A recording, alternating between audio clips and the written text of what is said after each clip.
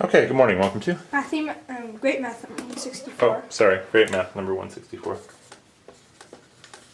Great Math 164. So you have picked a very interesting problem for today.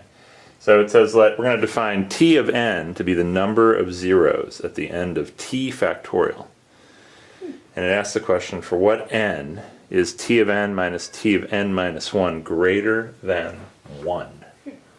Well, Whoa. the number of zeros at the end of t factorial, the zeros are going to be created by 5s. Okay. So we can look, Why is that? well, because 5 times 2 is 10, and 10 creates a 0. Ah, okay.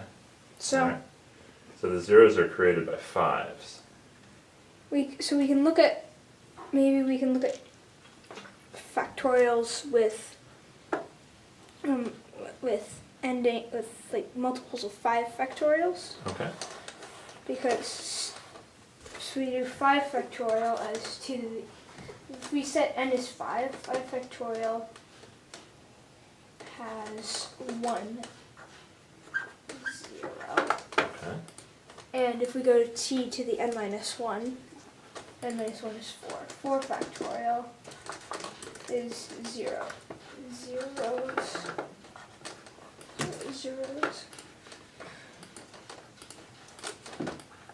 So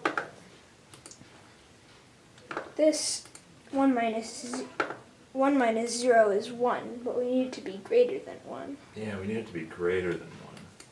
Well, let's see. How are we going to get it to be greater than 1? So 5 factorial, this was a very, very good way to start this problem. Let's look at 5 factorial minus 4 factorial, but there we only have one extra 0.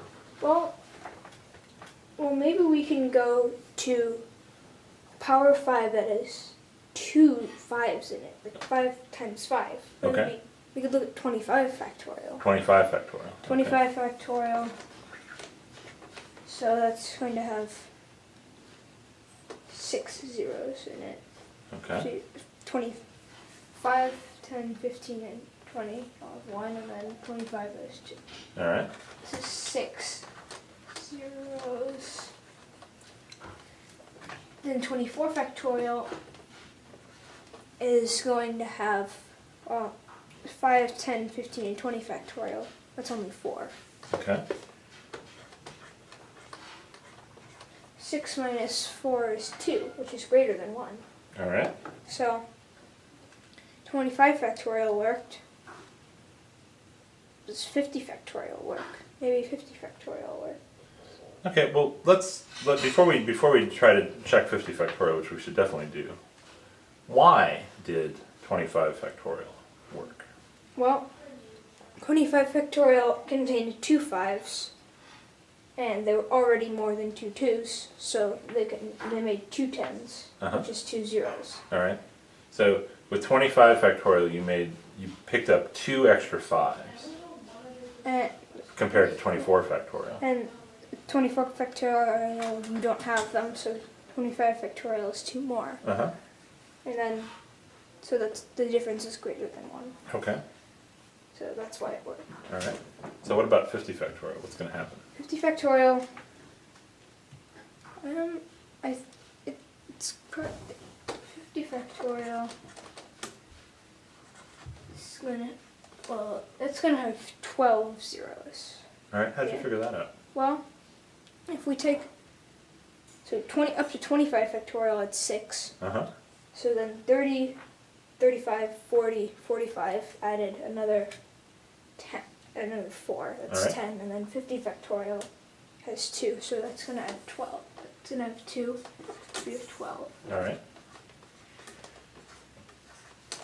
And then 49 factorial is going to have only 10, because it won't have 50 factorial. Okay.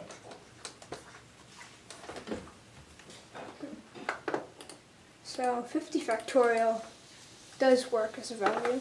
Okay. Maybe, so 25 and 50 are both multiples of 25. So maybe 75 factorial works. Okay. And then if 75 factorial works, I think there's a pattern. I think any multiple of 25 works. You think any multiple of 25 works? As n. So 75 factorial, that would have 18 zeros. Okay.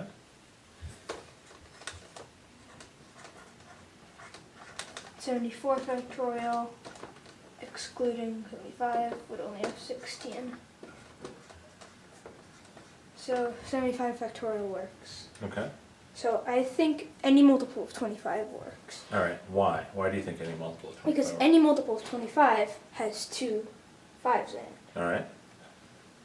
More than 2 or more. Okay.